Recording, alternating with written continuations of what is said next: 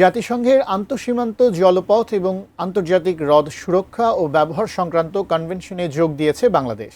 গত ২৩ জুন আনুষ্ঠানিকভাবে দক্ষিণ এশিয়ার প্রথম এবং বিশ্বের ৫৬তম দেশ হিসেবে এই চুক্তিতে যুক্ত হয় বাংলাদেশ।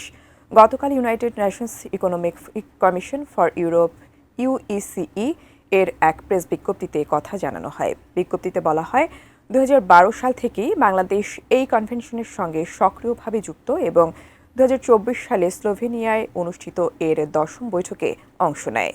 বিজ্ঞপ্তিতে আরও বলা হয়, ডেল্টা রাষ্ট্র বাংলাদেশে গঙ্গা, ব্রহ্মপুত্র, মেঘনা নদী ব্যবস্থা সহ ৫৭টি আন্তঃসীমান্ত নদী রয়েছে। পানি নিরাপত্তা, পরিবেশগত স্থিতিশীলতা এবং আঞ্চলিক শান্তির জন্য এসব নদীর যৌথ ব্যবস্থাপনা অত্যন্ত গুরুত্বপূর্ণ। মূলত আন্তঃসীমান্ত সহযোগিতা উন্নত করার লক্ষ্যে এই চুক্তিতে যুক্ত হল বাংলাদেশ বলে উল্লেখ করা হয় প্রেস বিজ্ঞপ্তিতে।